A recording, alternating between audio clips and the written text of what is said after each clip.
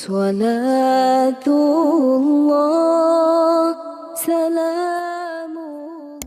Assalamualaikum warahmatullahi wabarakatuh.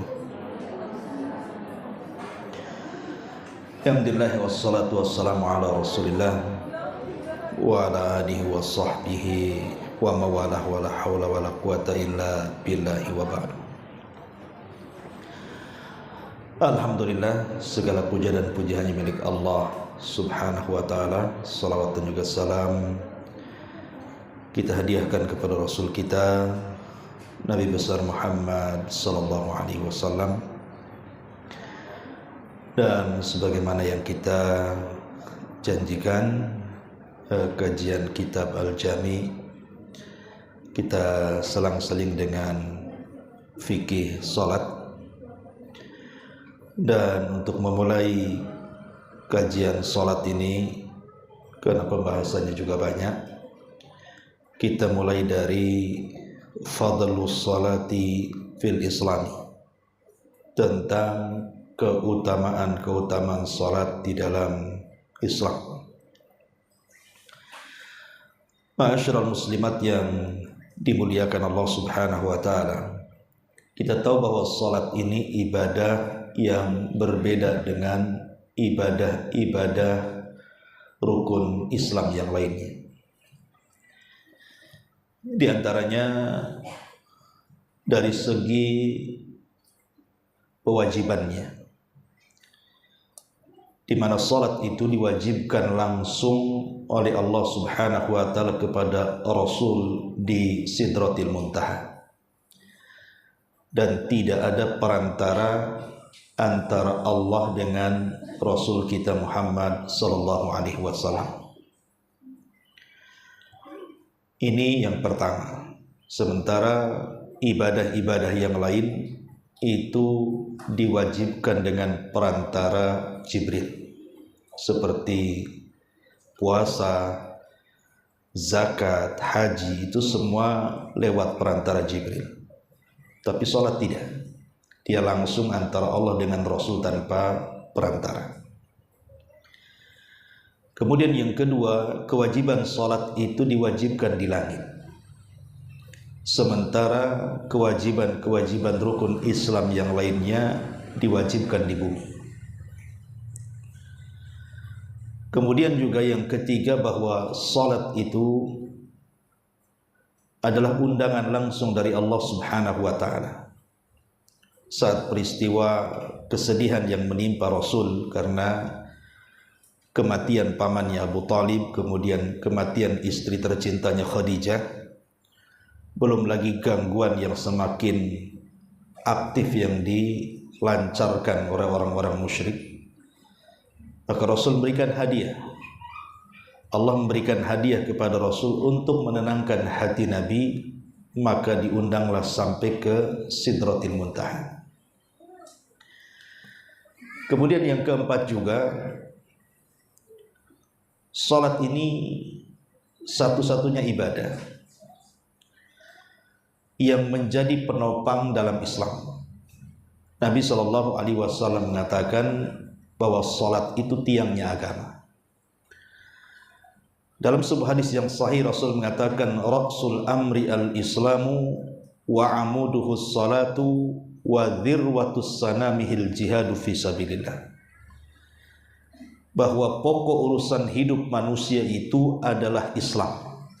Perhatikan Bu, pokok urusan hidup manusia itu adalah Islam. Artinya Islam itu harus lebih banyak dikonsumsi dibandingkan makan dan minum. Kalau makan minum itu 2 atau 3 atau 4 kali makan dalam sehari itu sudah cukup. Tapi Islam tidak. Setiap hentakan nafas kita itu perlu Islam. Makanya kalau kita bicarakan Islam. Kalau kita ngobrolkan Islam. Kalau kita ngerumpilah tentang Islam. Kalau kita hendak tulislah tentang Islam. Karena Islam itu bukan hanya sebatas di masjid, di majelis ta'lim, tapi Islam juga menyeluruh di rumah, pada tetangga, di jalan, di pasar, di kantor. Di semua lini kehidupan manusia itu ada Islam di situ. karena dia adalah pokok urusan hidup kita. Lah pokok urusan hidup yang mulia Islam ini ditopang dengan sebuah tiang. Lah tiang itulah sholatnya. Kalau saya boleh analogikan seperti ini, Bu.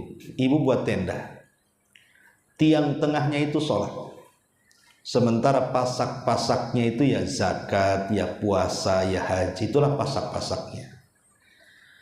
Jadi kalau seandainya pasak itu tercabut satu, itu tidak akan roboh tenda. Yang kedua, pasak tercabut, tidak akan roboh tenda. Atau sekalipun semua pasaknya tercabut, tidak akan roboh tenda kalau tiangnya kokoh.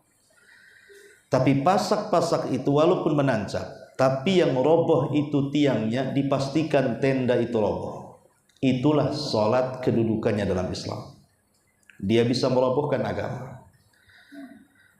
Makanya kemudian Nabi SAW membedakan antara kita orang Islam dengan orang kafir itu di sholat. Maka siapa yang meninggalkannya bisa kafir. Ini yang belum dipahami di masyarakat. Aneh kita lihat di masyarakat itu, kalau datang Ramadan, sak preman-preman itu puasa, Bu. Alasannya udah nggak sholat masa nggak puasa katanya. Dia tidak sholat tapi dia puasa kan gitu. Harusnya pentingkan dulu sholat, baru mementingkan yang lain.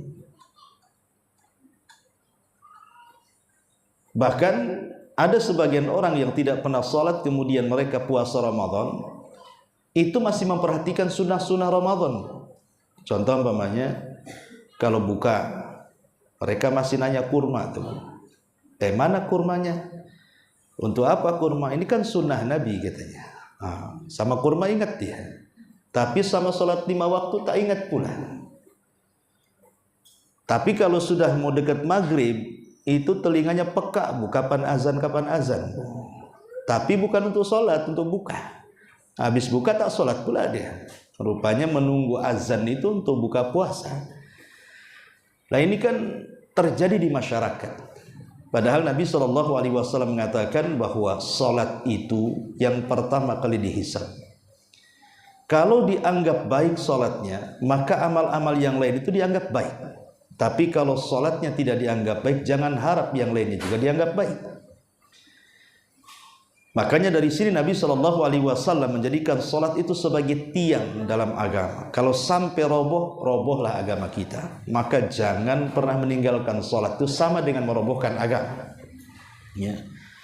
Baik, kita rinci saja per poin biar bisa dicatat tentang keutamaan sholat ini. 1.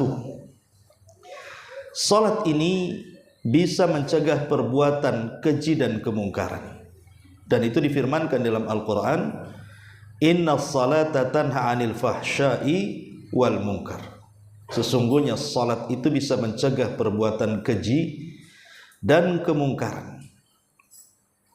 Artinya baik dosa-dosa lisan, baik dosa-dosa perbuatan, baik dosa-dosa hati, itu semua bisa dicegat dengan salat. Kok bisa? Perhatikan, Bu, dalam salat itu. Dalam sholat itu, Bu, saya, ibu atau siapapun pasti membaca surah Al-Fatihah minimalnya 1 hari itu 17 kali. Dalam surah Al-Fatihah itu ada kalimat ihdinas siratal mustaqim. Ihdinas siratal mustaqim, ya Allah berikan hidayah kepadaku dengan hidayahmu yang lurus, ke jalan yang lurus. Artinya dalam sholat itu kita meminta taufik kepada Allah, meminta agar Allah memberikan hidayah taufik kepada kita. Dan yang menyadarkan manusia sehingga dia tidak mengucapkan kalimat kecuali yang santun, tidak melakukan kecuali yang sesuai dengan koridor hukum, tidak mungkin juga melakukan kemungkaran, dosa besar, itu karena hidayah. Artinya kalau seandainya doa-doa kita dalam sholat meminta hidayah taufik itu Allah kabulkan, itulah kenapa sholat itu bisa mencegah perbuatan keji dan mungkar. Pertanyaan pun muncul, kenapa ada orang sholat masih riba, masih gibah, masih namimah, masih kemudian bermuamalah dengan muamalah yang tidak baik? Boleh jadi ketika dia membaca surah Al-Fatihah, terkhusus ketika membaca ihdinas siratal mustaqim, dia tidak khusyuk. Dia tidak benar-benar meminta agar diberikan hidayah. Kalau dia benar-benar meminta dan sungguh-sungguh meminta hidayah, pasti Allah akan berikan hidayah. Wa man yujahidu fina lanahdiyannahum subulana. Siapa yang sungguh-sungguh meminta hidayah, Allah kasih hidayah. Makanya di sini salat itu bisa mencegah perbuatan keji dan kemungkaran. Yang kedua, bahwa seafdol-afdolnya amal setelah mengucapkan 2 kalimat syahadat itu salat. Dalam sebuah hadis, Abdullah bin Mas'ud radhiyallahu an pernah bertanya kepada Nabi sallallahu alaihi wasallam tentang amalan yang paling afdol. Maka Nabi sallallahu alaihi wasallam menyebutkan pertama kali as-salatu liwaqtiha, salatlah tepat waktu. Baru kemudian cerita birrul walidain, kemudian cerita jihad. Bayangkan, salat diutamakan dibandingkan birrul walidain dan dibandingkan jihad. Padahal birrul walidain itu jelas keutamaannya. Apalagi jihad, masuk surga tanpa hisab kan, Bu? Ya, karena salat itu adalah hak yang wajib kita tunaikan kepada Allah. Kalau birrul walidain itu hak yang wajib kita tunaikan kepada makhluk. Makanya salat didahulukan. Disitulah kenapa salat itu seafdol-afdolnya amal setelah 2 kalimat syahadat. Kemudian yang ketiga, salat itu bisa menggugurkan dosa. Nabi sallallahu alaihi wasallam pernah mempermisalkan sebuah sungai yang ada di depan rumah. Seandainya, Bu, di depan rumah itu ada sungai. Sungai itu mengalir dari sumbernya, jernih, tidak ada kotoran. Kemudian ibu mandi sehari 5 kali. Kira-kira bersih enggak, Bu? Bersih lah, Bu. Bisa juga masuk angin tuh. 5 kali mandi sehari, bersih. Ya, kadang ada yang enggak mandi pakai parfum saja ke pengajian. Ya, wangi juga padahal tak mandi. Cemana kalau dia mandi? Ya, mandi 5 kali lagi sehari, bersih lah. Lah disitulah Rasul mengatakan, begitulah salat 5 waktu. Seperti Anda mandi 5 kali dalam sehari, bersih itulah juga salat 5 waktu bisa membersihkan dosa-dosa kita. Ini yang ketiga. Yang keempat, bukan hanya membersihkan dosa-dosa kita. Setiap kita salat gugur dosa kita. Setiap kita salat gugur dosa kita. Tapi lebih daripada itu, keburukan-keburukan kita itu bisa dihapuskan. Dalam sebuah hadis Nabi SAW mengatakan, as-salawatul khamsu wal jum'atu ilal jum'ati wa ramadhan ila ramadhan mukaffiratun lima bainahunna idza ijtunibatil kabair. Dari salat 5 waktu ke salat 5 waktu berikutnya, artinya dari zuhur ke asar, asar ke maghrib, maghrib ke isya, isya ke subuh, subuh ke zuhur lagi, dan begitu seterusnya, Bu. Antara 2 salat itu, kalau kita betul-betul tadi subuh salat dengan baik, nanti sebentar lagi zuhur salat dengan baik, kemudian asar salat dengan baik, maka antara subuh dengan zuhur di tengah-tengahnya, Bu, itu keburukan-keburukan kita akan dihapus. Nah, ini kan luar biasa. Ya, ini yang keempat. Yang kelima, salat ini nurun li sahibiha. Dia akan menjadi cahaya bagi pemiliknya. Tidak hanya di dunia cahaya itu, tetapi juga cahaya itu akan menerangi dalam kuburannya.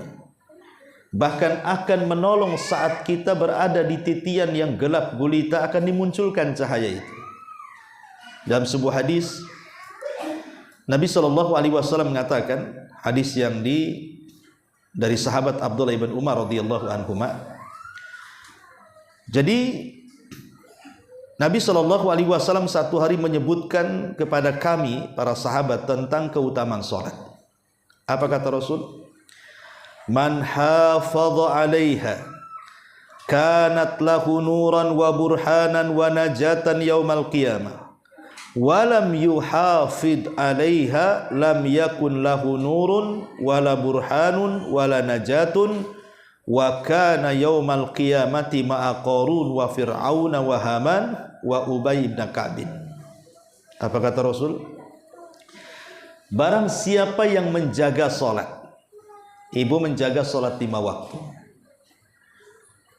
maka dia akan memperoleh cahaya, bukti dan keselamatan. 3 keutamaan. Pertama cahaya, yang kedua bukti, dan yang ketiga keselamatan. Kapan itu? Pada hari kiamat. Tapi lihat sebaliknya. Orang yang tidak menjaga sholat, kata Rasul, dia tidak akan punya cahaya, dia tidak akan punya bukti di hadapan Allah, dan dia tidak akan selamat pada hari kiamat. Bahkan lebih parah lagi, kata Rasul, nanti pada hari kiamat nerakanya akan disamakan dengan Qarun, dengan Fir'aun, dengan Haman, dan dengan Ubay ibn Khalafid. Subhanallah, ini bukan main-main ancamannya. Ya. Jadi orang yang meninggalkan sholat itu, Bu, mereka satu neraka dengan Fir'aun, dengan Haman, dengan Qarun, dan dengan Ubay ibn Ka'ab. Subhanallah. Kenapa kemudian digabungkan dengan orang-orang brengsek kayak gini, Bu? Ya. Qarun itu, atau Haman, atau Fir'aun, ataupun Ubay ini, pertama, di sini Rasul mengurut dengan sebutan Fir'aun. Kenapa Fir'aun itu tidak mau mengikuti ajakan Nabi Musa? Congkak, karena dia merasa berkuasa. Kenapa kemudian Haman juga ikut-ikutan menjadi penghasut Fir'aun sehingga memusuhi Nabi Musa? Karena dia penjilat pemerintah, menteri penjilat, Haman itu. Kenapa kemudian Qarun juga sama menolak ajakan Nabi Musa? Karena dia merasa kaya, Musa miskin. Kenapa Ubay ibn Khalaf dia memusuhi Nabi SAW? Karena dia merasa pedagang paling hebat, paling sukses di zaman itu. Dari sini kita tahu bahwa 4 perkara yang melalaikan sholat. Pertama kekuasaan, yang kedua menjilat penguasa, yang ketiga perniagaan, dan yang keempat kekayaan. Itu yang menjadikan orang itu lalai dari sholat. Pertama kekuasaan. Kekuasaan itu melalaikan manusia dari sholat, dari mengingat Allah Subhanahu wa ta'ala, karena otaknya hanya bagaimana caranya berkuasa, nggak peduli dengan Allah Azza wa Jalla. Begitu juga para penjilatnya. Begitu juga sebuah peniaga, kalau dia sudah terhubung hatinya dengan harta, dia lupa dengan Allah itu. Begitu juga orang kaya. Kaya itu sering saya katakan dia sirru tughyan, rahasia bejatnya orang. Orang kalau sudah kaya itu jarang ingat Allah. Karena apa? Karena alat maksiat ada di tangannya. Kekayaan. Dia bisa apa saja dengan uangnya. Nah, di sini Nabi SAW mengatakan bahwa orang yang menjaga salat itu, maka mereka akan diberikan cahaya. Lihat wajah-wajah orang salat itu. Wajah-wajah orang salat itu bersinar, di dunia saja bersinar, karena mereka selalu dibasuh dengan air wudhu. Nggak perlu, Bu, pakai skincare, Bu, ya, biar ngejreng wajahnya. Wudhu saja itu sudah bisa merawat kulit wajah Ibu itu. Coba orang yang nggak pernah sholat, nggak pernah wudhu itu, walaupun mereka pakai lipstik, pakai apa benda macam-macam itu, iya, ketika pakai bedak aja menor, kena hujan habislah tuh. Ya. Jadi sholat ini di dunia saja memberikan cahaya, apalagi dalam kubur. Sementara kubur itu kan dasarnya gelap, tapi orang yang senantiasa menjaga sholat, maka kuburannya akan terang. Dan kelak pada hari kiamat juga cahaya orang sholat itu akan menerangi titian, sehingga orang yang melintas titian itu mereka tidak akan jatuh. Ya, karena orang jatuh itu kan karena gelap, Bu. Bisa nabrak sana nabrak sini. Ya. Ini yang kelima. Yang keenam, Allah Subhanahu wa ta'ala akan mengangkat derajat orang yang sholat. Jadi nanti pada hari kiamat kalau Allah takdirkan masuk surga, maka sorga orang-orang yang menjaga sholat itu berbeda dengan sorga-sorga yang lainnya. Orang kalau gemar sholat di dunia, maka dia akan ditingkatkan derajatnya di sorga. Dalam sebuah hadis, Nabi SAW bersabda dalam hadis Buraidah radhiyallahu anhu, ketika bicara soal keutamaan sholat isya dan sholat subuh. Kata Nabi SAW, basyaril masya'ina fi dhulami ilal masajid bin nuri tami yaumal qiyamah. Hadis daripada Thauban maula Rasulullah SAW. Hadis Thauban maula Nabi SAW. Kata Nabi SAW, alaika bi kathratis sujud, fa innaka la tasjud lillahi sajdatan illa rafa'aka Allahu biha darajatan. Wajib atas kamu memperbanyak sujud, wahai Thauban, karena tidaklah seseorang sujud karena Allah satu kali sujud saja itu sudah akan mengangkat derajatnya. Jadi Allah akan mengangkat derajat orang-orang yang senantiasa salat. Ini yang nomor 6. Yang nomor 7, bahwa semua orang ingin berjumpa dengan Rasul kan. Saya, ibu atau siapapun lah yang mengaku umat Nabi SAW, pasti keinginan kita kan berjumpa dengan Nabi kan, Bu. Karena bagaimanapun kebaikan Nabi SAW kepada kita itu luar biasa. Kalau bukan, sudah tidak mengenal agama, sudah rusak akalnya, rusak kehormatannya, rusak segalanya. Tapi dengan kelahiran Rasul, kemudian dengan adanya Rasul diangkat menjadi Nabi dan Rasul, dia menyelamatkan kita semuanya. Tentu kita akan rindu berjumpa dengan penyelamat kita.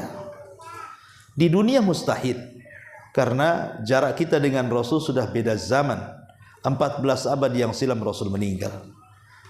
Tapi mungkinkah kita bisa berjumpa dengan Nabi SAW? Mungkin, kalau kita bisa masuk surga. Dengan cara apa? Salat. Ya. Makanya ada seorang sahabat namanya Rabi'ah ibn Ka'ab al-Aslami. Rabi'ah itu anak kecil, Bu. Usianya 10 tahun. Rabi'ah ibn Ka'ab al-Aslami. Tapi walaupun usia 10 tahun, dia itu suka membantu Nabi. Dia jarang disebutkan tidurnya di dekat-dekat rumah Nabi. Jadi dia terus terjaga di malam hari, karena Rasul itu terkadang bangun di malam hari, entah dia butuh air wudhu, entah dia butuh sandal, butuh siwak, atau kebutuhan lainnya lah di malam hari. Lah yang selalu menyiapkan itu semua adalah Rabi'ah ibn Ka'ab al-Aslami. Padahal usianya 10 tahun, Bu, tapi sudah mengabdi kepada Nabi. Jadi karena kebaikannya Rabi'ah ibn Ka'ab al-Aslami ini, maka Nabi SAW ingin memberikan hadiah kepada Rabi'ah ini karena kebaikannya. Dan ingat, ini disebut wafa namanya, Bu, ya. Akhlak Rasul itu salah satunya wafa. Wafa itu sering saya katakan, kalau ibu berbuat baik kepada saya 1 kali, saya akan berbuat baik kepada ibu 10 kali. Itu disebut wafa. Dan itu akhlaknya para nabi, akhlaknya para ulama. Jadi biasakan, Bu, ibu itu punya akhlak wafa. Ya, wafa itu kalau ada orang berbuat baik kepada ibu 1 kali, ibu balas 10 kali. Lah Nabi SAW itu akhlak wafanya luar biasa. Jadi Nabi mengatakan kepada Rabi'ah ibn Ka'ab al-Aslami ini, kata Nabi SAW, ya Rabi'ah, sal, mintalah, aku akan beri. Mintalah sesuatu, aku akan beri. Rabi'ah ini umur 10 tahun, Bu. Pertanyaannya, Bu, kalau ibu punya anak umur 10 tahun, kemudian bapaknya ngomong sama anaknya, nak, ingin apa? Kira-kira jawabannya apa anak ibu tuh? Ingin handphone kan, Bu, ya? Ya ingin handphone lah, Bi. Ya, itu apalagi gadget, ingin Android, ingin apalah, pokoknya berhubungan dengan game lah biasanya. Tapi lihat Rabi'ah ibn Aslam, karena dia memang kehidupannya juga di sekitar Nabi, di lingkungan orang baik.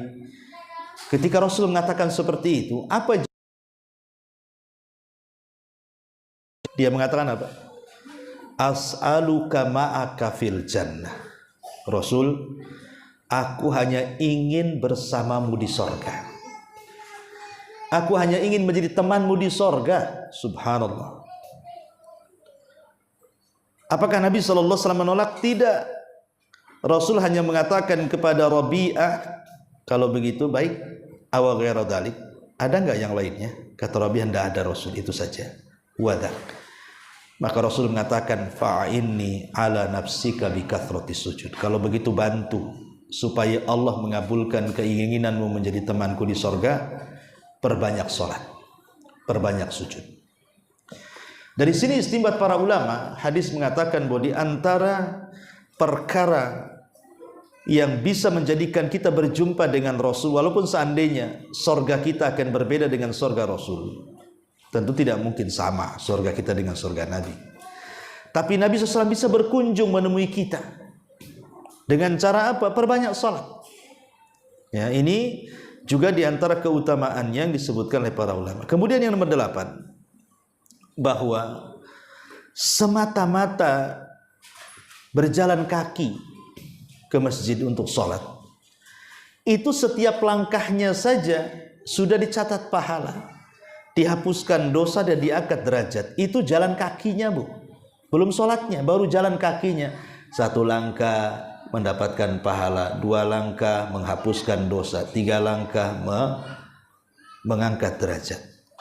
Dalam hadis Nabi SAW mengatakan, man tatahhara fi baitihi thumma masya ila baiti min buyutillah liyaqdiya faridatan min faraidillah kanat khutuwatahu ihdahuma tahuttu khati'atan wal ukhra tarfa'u darajah.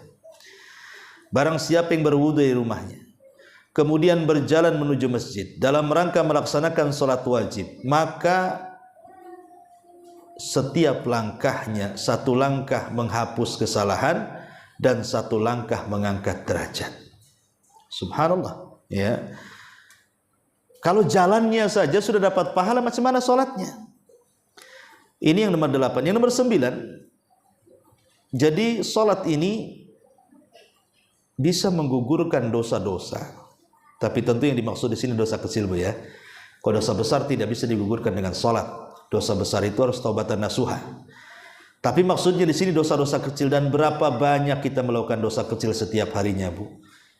Kadang-kadang ibu jalan di jalan raya, di mall, atau tengok YouTube, atau tengok apa gitu kan. Kadang-kadang kita nengok aurat, tidak sadar, ya. Jadi ini dosa kecil.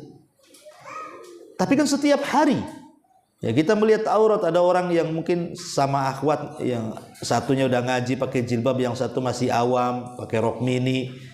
Kan nggak boleh juga wanita dengan wanita melihat aurat, kan, Bu. Nah, itu aja udah dosa, tapi kan dosa kecil. Lah, salat ini bisa menggugurkan dosa-dosa itu.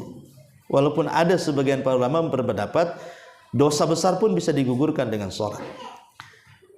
Ini yang nomor 9. Yang nomor 10, bahwa para malaikat akan mencari orang-orang yang salat. Akan mencari orang-orang yang salat, kemudian akan bersolawat. Artinya bersolawatnya malaikat itu memintakan ampun akan dosa-dosa kita. Jadi malaikat akan mengepak-ngepakkan sayapnya dalam rangka memintakan ampun akan dosa-dosa kita kepada Allah Subhanahu wa taala. Luar biasa gitu ya. Kita dicari malaikat. Kemudian yang nomor 13 dan nomor 12, bahwa 12 11 maunya cepet-cepet aja nih. 11, ya. Yang nomor 11, bahwa pahala orang yang keluar untuk sholat itu sama dengan pahala haji, Bu. Nabi SAW mengatakan dalam sebuah hadis, man kharaja min baitihi mutatahiran ila salatil maktubah. Barang siapa yang keluar dari rumahnya dalam kondisi sudah berwudu untuk melaksanakan salat wajib, fa ajruhu ka ajril hajj, maka pahalanya sama dengan haji. Subhanallah. Coba hanya niat dari rumah, berwudu, kemudian ke masjid, sholat 5 waktu, balik lagi, itu pahalanya sama dengan haji. Kan luar biasa, Bu. Coba kalau orang yang 5 waktu, ya kan, rajin ke sholat, ke masjid, balik lagi, berarti kan 5 waktu lah didapat pahala haji itu. Itu kalau dikasih titel haji itu haknya udah banyak kali, Bu. Ya. Karena bolak-balik kan itu. Gimana kalau anak-anak sudah haji? Ya. Toh, balik lagi, enggak usah cerita anak-anak haji. Kemudian yang nomor 13, 12, loncat lagi. Yang nomor 12, intidharuha ribatun fi sabilillah. Menunggunya saja itu sama dengan orang yang menunggu di perbatasan ketika perang. Namanya ribat. Pahala ribat itu kan besar, Bu. Kalau orang meninggal ketika ribat menjaga perbatasan saat perang itu, kalau dia mati kan nggak ada dapat fitnah kubur itu. Fitnah kubur nggak ada, pertanyaan malaikat nggak ada orang-orang yang ribat itu. Lah orang yang menunggu sholat sebelum sholat, kata Nabi SAW, wantidharus salati ba'da salati fadzalikumur ribat. Orang yang menunggu sholat ke sholat berikutnya itu sama dengan ribat, sama dengan ibu menunggu perbatasan, menjaga negara, jangan sampai dicaplok, jangan sampai dijajah. Dia mempertahankan negaranya. Dan kalau meninggal orang yang ribat itu nggak ada fitnah kubur. Lihat bagaimana Nabi SAW menyamakan pahala nunggu sholat, Bu, bukan sholat, nunggu sholat itu sama dengan nunggu di perbatasan. Jadi umpamanya kalau ibu di rumah gitu kan sholat tadi subuh, ya hatinya terpaut, pengen kapan duhur kok lama, pokoknya rindulah dengan duhur. Nanti duhur selesai, rindu ingin sholat asar. Ya, jadi hatinya itu terpaut dengan sholat, Bu. Nah itu sama dengan ribat. Kayak bapak-bapak, umpamanya bapak-bapak ya kan, suami-suami ibu yang punya suami, kalau sholat maghrib itu kan ke isya sebentar. Suruhlah bapak-bapak itu jangan pulang, Pak, kalau habis maghrib itu ngajilah di masjid, pulangnya isya sekalian sholat. Nah itu udah ribat, Bu. Ya, karena ada orang-orang itu kalau datang waktu sholat itu kayak gimana gitu. Aduh, ntar sholat, azan lagi. Kayak orang kayak gitu, Bu, ya kan? Kayak gimana gitu, kayaknya jadi beban sholat itu. Kan ada orang-orang yang kayak gitu tuh, Bu. Apa itu ibu saya tidak tahu ya. Tapi yang jelas bahwa ada orang yang menjadikan sholat itu beban. Harusnya itu kan sholat itu kebutuhan. Kalau beban itu begini, Bu, bedanya beban dengan kebutuhan itu. Kalau sholat itu dijadikan beban, kayak orang bayar utang, Bu. Plong, udah bayar utang, plong. Nah itu namanya beban, Bu. Jadi kalau tadi sudah sholat subuh itu, aduh enak, kayak yang bayar utang. Tapi kalau orang yang menjadikan sholat itu kebutuhan, itu memang butuh sama sholat kan. Kapan lagi sholat, dia belum merasa plong karena ingin sholat lagi. Itulah bedanya kebutuhan dengan beban. Lah kebanyakan saya, ibu atau siapapun gitu ya, kebanyakan mungkin level sholat kita ini masih beban lah. Ya, jadi kalau sudah sholat plong, tuh alhamdulillah sudah sholat katanya tadi. Coba tadi nggak sholat. Nah ini sholat kita harus lebih ditingkatkan lagi, karena jangankan sholatnya, nunggu sholatnya saja sama dengan ribat. Luar biasa, ya kan? Kemudian juga sholat ini disebutkan idza tatahhara wa kharaja ilaiha fahuwa fi shalatin. Jadi kalau seandainya seseorang itu bersih dari hadas kecil, hadas besar, kemudian dia sholat, selepas sholat dia menunggu sholat lagi kayak tadi, bukan hanya sekedar ribat, Bu, pahalanya, tapi ibu dianggap sholat. Jadi dari sholat ke sholat, kalau sholat pertama ke sholat kedua itu karena sebuah kerinduan ingin melaksanakan sholat berikutnya, maka sela-sela dari sholat ke sholat itu ibu dianggap sholat. Coba, Bu, kalau seandainya dari isya ke subuh, ibu rindu ingin sholat subuh, sampailah ibu tertidur, maka dari isya ke subuh itu dianggap sholat saat tidur-tidurnya. Nah, luar biasa, Bu, ya kan? Inilah diantara rahmat karunia yang Allah Subhanahu wa ta'ala anugerahkan kepada kita, ya. Dan orang yang banyak sholat di dunia artinya orang yang banyak berdiri. Siapa yang banyak berdiri di dunia, maka dia akan sedikit berdiri di akhirat. Siapa yang banyak berdiri sholat di dunia, maka dia akan sedikit berdiri di akhirat di padang mahsyar. Tapi siapapun yang sedikit berdiri di dunia, jarang sholat, maka dia akan lama berdiri di padang mahsyar. Naudzubillah. Ya, maka ini keutamaan sholat yang luar biasa. Ini secara umum keutamaan sholat 5 waktu. Kita rinci sekarang. Kita mulai dari subuh dulu ya. Jadi sholat subuh ini ulama menyebutnya dengan sholat wusta. Kan menjadi khilaf ulama. Ketika Allah Subhanahu wa taala berfirman, "Hafidhu 'alas shalawati was shalatil wusta." Jaga oleh kalian salat 5 waktu, terutama salat wusta. Kenapa begitu istimewa salat wusta ini sampai disendirikan dari salat 5 waktu? Karena salat wusta ini menentukan salat-salat yang lainnya, Bu. Dan pahalanya paling besar kalau dilakukan dibandingkan salat-salat yang lainnya. Jadi kalau salat zuhur, asar, salat duhur ataupun tapi kalau seandainya subuh dan asar itu pahalanya 2. Jadi yang mencatat 2 malaikat. Kalau duhur yang mencatat 1 malaikat, maghrib yang mencatat 1 malaikat. Kalau asar dengan subuh itu 2 malaikat yang mencatat. Malaikat malam dan malaikat siang. Karena Nabi SAW mengatakan, yata'aqabuna fikumul malaika, malaikatul laili wa malaikatun nahar.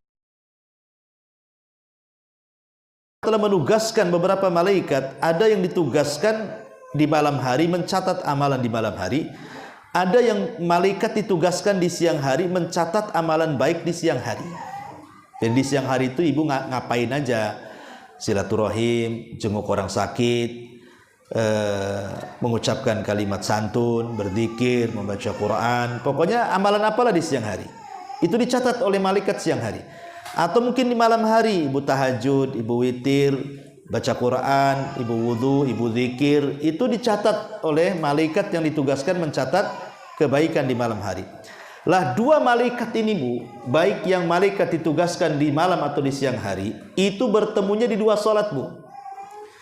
Pertama salat asar, yang kedua salat subuh. Itu pertemuan 2 malaikat tadi.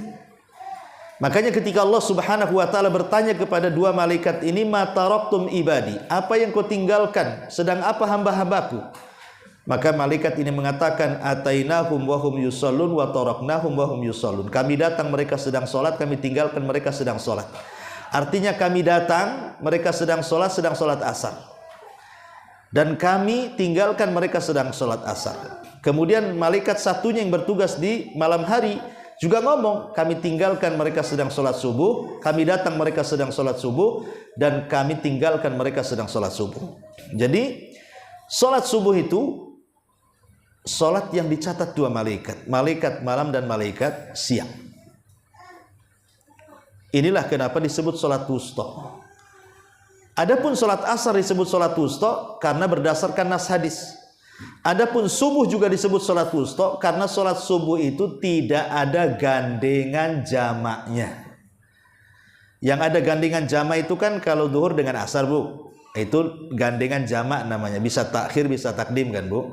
Kemudian maghrib dengan isya, bisa takhir, bisa takdim. Ini kalau subuh ini dia jomblo, Bu. Dia tidak bisa ditarik ke atas, nggak bisa ditarik ke bawah. Nggak bisa dia dijama dengan isya, nggak bisa pula dijama dengan duhur dia. Dia sendiri. Solat yang nggak bisa dijama itu ya itulah subuh. Makanya disebut tengah-tengah. Disebut wusta. Jadi inilah diantara keistimewaan solat subuh itu karena dia sholat wusta, sholat yang diistimewakan. Apalagi Nabi SAW mengatakan, man shalla subha fi jama'atin fahuwa fi dhimatillah. Siapa yang sholat subuh berjamaah, maka dia berada dalam lindungan Allah.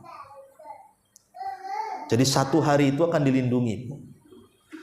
Dilindungi dari apa? Dari apa saja yang membahayakan ibu akan dilindungi oleh Allah Subhanahu wa taala. Bahkan dengan tegas Nabi SAW mengatakan, man hafadha ala baradaini dakhalal jannah. Siapa yang menjaga dua barad, maka dia dipastikan masuk surga. Apa dua barad di sini? Maka Rasul mengatakan salat subuh dan salat asar. Lihat, orang yang menjaga salat subuh itu ada jaminan surga. Karena memang tidak semua orang yang bisa melaksanakan subuh. Salat yang paling berat dilakukan orang munafik itu salat subuh.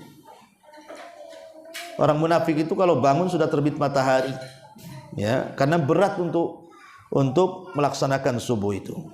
Apalagi subuh itu kalau dilaksanakan, Bu, itu bisa menjadikan waktu yang sangat berkah bagi kehidupan kita, karena malaikat sedang turun dan menyaksikan. Dalam Al-Quran Allah mengatakan apa? Inna Qur'anal fajri kana mashhuda. Sesungguhnya bacaan Quran di waktu fajar itu disaksikan para malaikat. Makanya Rasulullah SAW itu biasa memanjangkan bacaan di sholat subuh. Berbeda dengan sholat-sholat yang lainnya, Rasul itu sedang atau singkat. Kalau kayak maghrib itu kan singkat, isya sedang, subuh ini panjang. Rasul biasanya kalau sholat subuh itu tidak kurang dari 100 ayat dia baca, Bu. Nah, ibu biasakan subuh itu agak panjang. Ustaz gak ada hafalan, cuman ini aja juz amma. Ya gak apa-apa juz amma. Ibu baca inna a'tayna, nah, nanti selesai baca kulhu, nah, selesai baca al-falaq, kan itu, Bu, ya. Sambung-sambungkan aja lah. Nah, supaya lebih panjang lagi. Apalagi kalau ibu bisa an-naba, oh itu luar biasa, Bu. Ya, oh nggak bisa Ustaz, lam yakunil aja terbolak-balik saya. Ya nggak apa-apa, yang pendek-pendek saja, karena sholat wajib itu tidak boleh memaksakan bacaan, Bu. Karena ada orang yang memaksakan bacaan sampai pegang mushaf. Nggak boleh. Bolehnya sholat pegang mushaf itu hanya sholat sunnah. Ibu kalau tahajud pengen lama, nggak banyak hafalan, boleh pegang mushaf.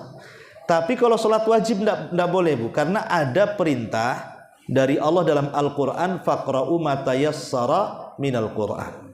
Bacalah dari yang mudah yang kau hafal dari Quran. Jangan memaksakan. Kalau ibu hafalnya inna a'tayna, ya sudah inna a'tayna saja. Gak usah sok-sokan Al-Baqarah, ya. Hafal pun tidak. Ya, jadi ini yang harus dipahami tentang keutamaan salat fajar ini. Apalagi salat fajar ini, itu waktu yang sangat diberkahi karena sudah masuk waktu pagi. Nabi SAW sampai mengatakan dalam doanya itu, Allahumma barik li ummati fi bukuriha. Ya Allah, berkahi umatku di waktu paginya. Coba, waktu fajar itu waktu berkah, Bu. Waktu sangat berkah, dan keberkahannya akan terus sampai terbit matahari. Mulai dari menyingsing fajar sodik sampai terbit matahari, itu waktu sangat berkah. Jangan disia-siakan. Ya, karena di waktu itu rizki kita dirahasiakan. Maka jangan suka tidur di waktu setelah subuh, kecuali kalau memang malamnya begadang karena kerja atau karena sakit atau karena lelah, pegel-pegel, terpaksalah harus tidur setelah subuh, maka para ulama membolehkan, tidak ada dosa. Cuman kalau memang membiasakan tidur setelah subuh itu tidak baik. Ulama mengatakan makruh, tidak baik, dibenci. Karena itu waktu berkah. Sampai-sampai Imam Ibnul Qayyim rahimahullahu ta'ala mengatakan, orang yang membiasakan meninggalkan begadang setelah subuh, artinya tidur, membiasakan tidur setelah subuh, itu akan dicabut keberkahan hidupnya, keberkahan keluarganya, keberkahan usahanya, semua berkahnya akan dicabut. Maka sayang gitu ya. Makanya orang yang biasanya melaksanakan subuh itu hidupnya akan tenang. Ya, rumahnya akan senantiasa berkah. Berkah itu tidak mesti kaya, ya. Berkah itu ketenangan, anak-anaknya jadi soleh dan soleha, ya. Kemudian rumah tangganya makin harmonis dan begitu seterusnya. Kalau betul-betul satu keluarga itu melaksanakan sholat fajar. Karena berkah itu kan kebaikan yang menetap, Bu. Ya, tapi kan kebanyakan orang-orang tidak paham bahwa sholat fajar itu sholat yang penuh dengan berkah. Apalagi kalau cuaca bagus. Ini saya sering nasihati ya. Ya di mana aja lah. Ya termasuk keluarga saya juga saya sering nasihati kalau habis subuh bukan hanya jangan tidur, bukalah tuh jendela-jendela tuh. Biar masuk angin. Ya, angin soba namanya. Angin soba itu angin yang senantiasa menolong Rasul ketika perang. Kata Nabi SAW, nusirtu bis soba, aku senantiasa ditolong dengan angin subuh. Maka biarkan angin itu masuk. Ya, supaya ya selain daripada masuk. Makanya kalau ibu lihat riwayat-riwayat tentang wanita-wanita di zaman Nabi yang ke masjid sholat jamaah itu tidak pernah ibu dapat di riwayatnya kecuali sholat subuh. Bukan berarti sholat jamaah bagi wanita selain subuh tak boleh, asal memenuhi syarat. Cuman kan maksudnya kalau kita melihat riwayat dari sahabiah wanita-wanita di zaman Nabi, kalau ke masjid itu hanya ada di sholat subuh. Kenapa? Setelah dijelaskan oleh para ulama, karena salah satu hikmahnya adalah riyadhiyah. Jadi wanita-wanita di zaman Rasul itu sekalian subuh itu sekalian olahraga. Mereka jalan kaki dari rumahnya ke masjid, kemudian jalan kaki dari masjid ke rumahnya sekalian olahraga karena di situ ada angin sehat, angin yang menyegarkan yang disebut dengan angin sobah. Ini kalau cuaca bagus, Bu. Kalau cuaca hujan deras ya nggak usah ke masjid, hujan-hujanan kan, masuk angin nanti ya. Jadi ini diantara keutamaannya banyak sekali ya sholat subuh itu. Saya rinci sajalah. Yang pertama ya biar enak nulisnya, orang yang sholat subuh berjamaah.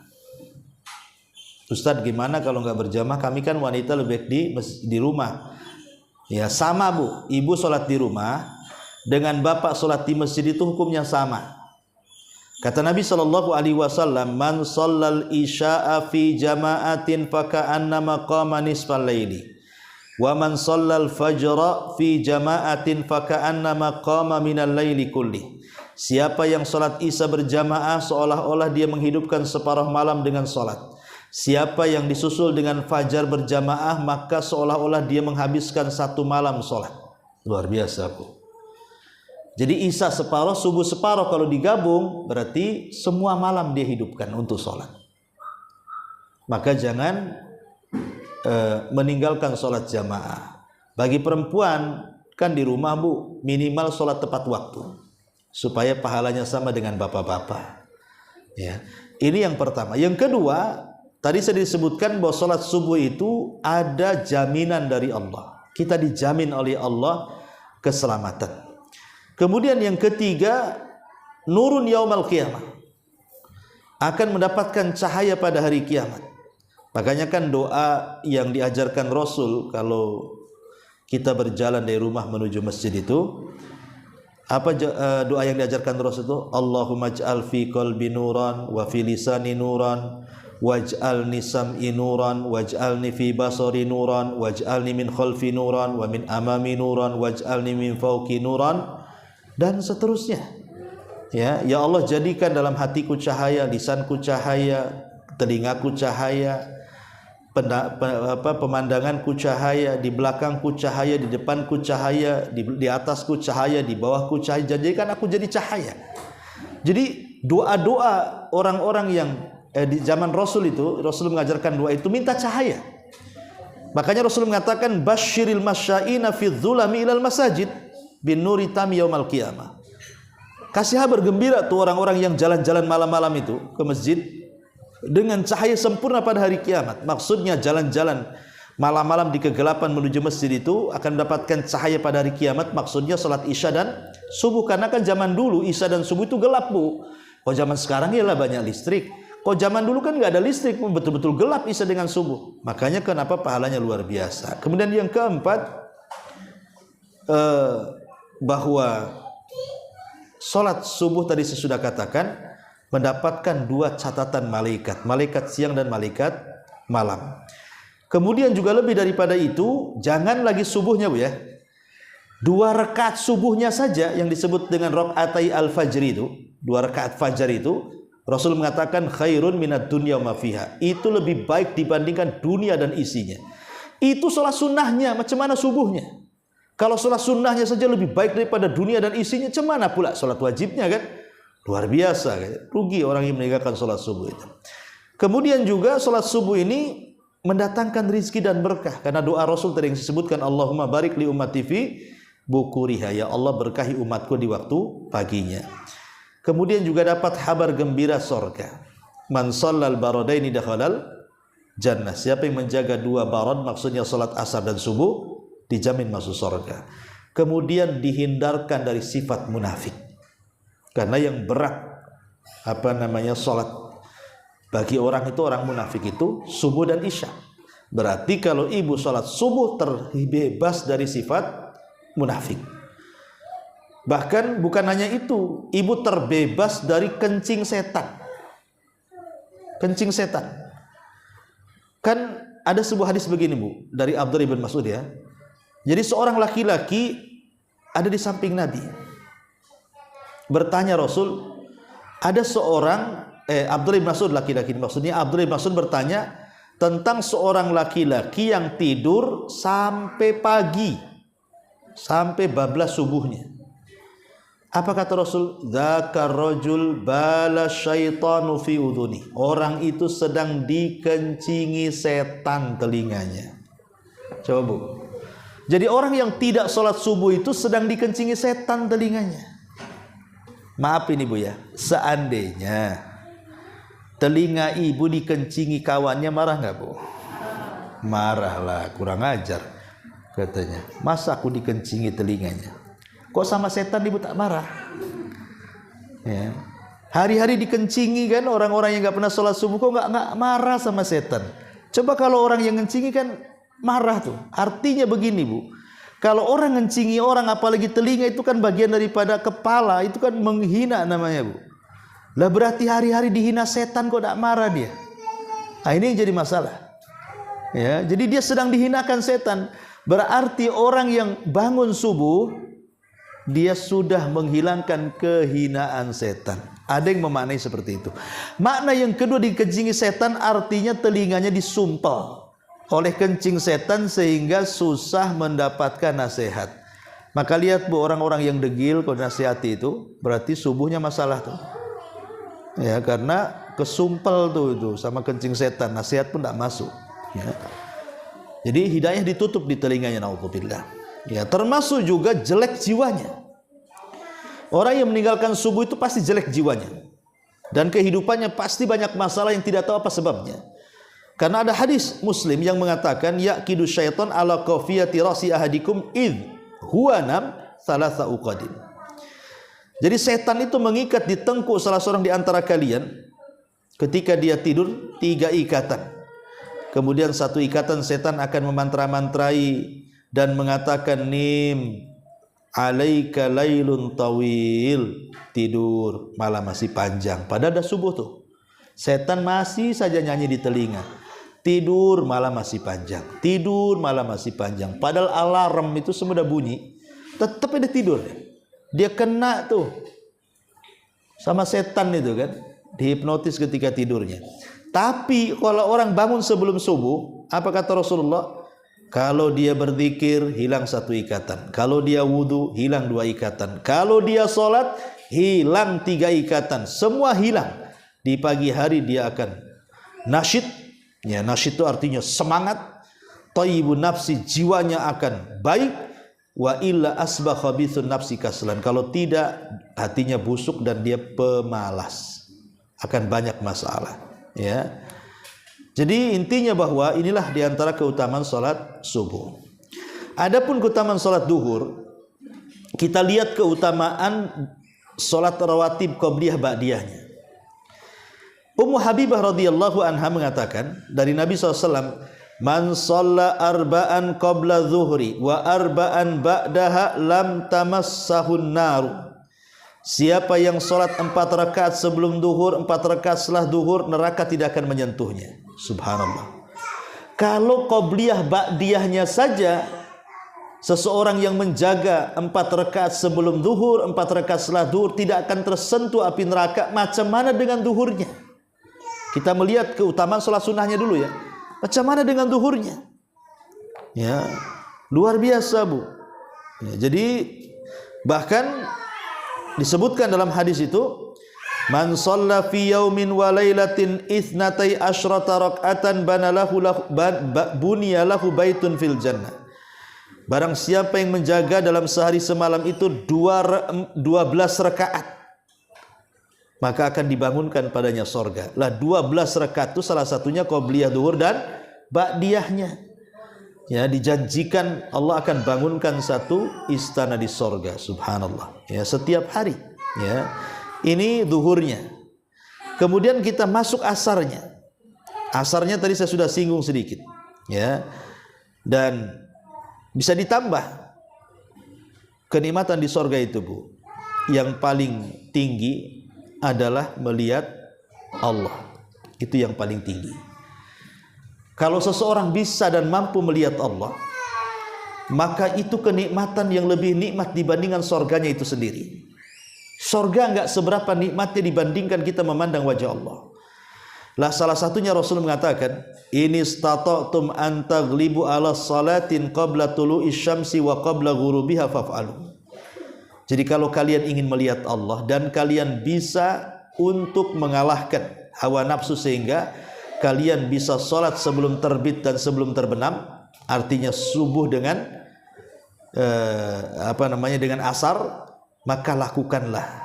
Kata ulama mengatakan, inilah diantara keutamaan sholat asar, akan dihadiahi bisa melihat Allah kelak pada hari kiamat. Dan ini kenikmatan yang luar biasa. Cukup hadis ini saja sudah menjelaskan betapa agungnya salat asar itu. Apalagi asar tadi saya katakan salah satu daripada salat wusta. Ya, buru-buru aja Bu, karena saya ada kajian juga di Al-Falah. Kemudian salat maghrib, ya, salat maghrib. Nabi SAW ketika bicara soal maghrib, maghrib ini salat yang luar biasa, salat yang paling dicintai Allah. Kenapa solat maghrib itu solat yang paling dicintai Allah? Karena solat satu-satunya yang ganjil bilangannya itu maghrib. Isya 4 rakaat, subuh 2 rakaat, duhur 4 rakaat, asar 4 rakaat. Yang ganjil itu maghrib kan, Bu?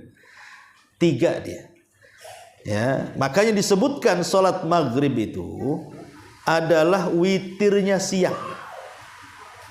Jadi solat maghrib itu witirnya siang. Jadi setelah asar, antara malam dengan siang, pertengahannya kan maghrib. Lah itu disebut witirnya siang. Makanya Nabi SAW mengatakan, Innallaha yuhibbul witra. Innallaha witrun yuhibbul witra. Allah itu ganjil dan suka yang ganjil-ganjil. Lah salat maghrib itu salat ganjil, karena 3 kan, 3 rakaat. Dan Allah sangat suka dengan yang ganjil-ganjil. Bahkan Nabi SAW mengatakan, la tazalu ummati alal fitrah ma lam yuakhirul maghriba hatta tashtabikan nujum. Manusia, umatku, kata Rasul, akan senantiasa di atas kebaikan selama mereka melaksanakan maghrib. Ya, selama mereka melaksanakan maghrib, maka manusia akan di atas kejayaan. Coba bayangkan. Dalam riwayat sampai mereka tidak mengakhirkan maghrib sampai bintang muncul. Artinya sholat maghrib itu disegerakan, Bu. Teng azan, cepat sholat, jangan sampai muncul bintang. Kenapa? Karena akan tasyabuh dengan ibadahnya ahli kitab. Makanya di sini Nabi SAW mengatakan apa? Manusia ini, maksudnya umatku, kata Rasul, akan senantiasa di atas kejayaan. Artinya akan jaya, tidak mudah dikalahkan musuh-musuhnya, selama mereka tidak mengakhirkan maghrib sampai bintang muncul. Lalu apa kejayaan dengan maghrib? Karena sholat maghrib itu menyelisihi ahli kitab, dan dalam penyelisihan itu ada kejayaan. Dan yang terakhir, sholat isya, jelas tadi kalau sholat isya berjamaah dia akan mendapatkan setengah malam dia habiskan untuk sholat malam gitu ya. Dan kalau ditambah dengan subuh berarti 1 malam suntuk dia gunakan untuk sholat. Bahkan orang yang menjaga sholat isya maka dia akan terbebas dari sifat nifak, dan orang yang menjaga sholat isya itu sama mendapatkan separuh sholat malam. Inilah diantara keutamaan secara umum sholat 5 waktu dan keutamaan khusus sholat 5 waktu. Wallahu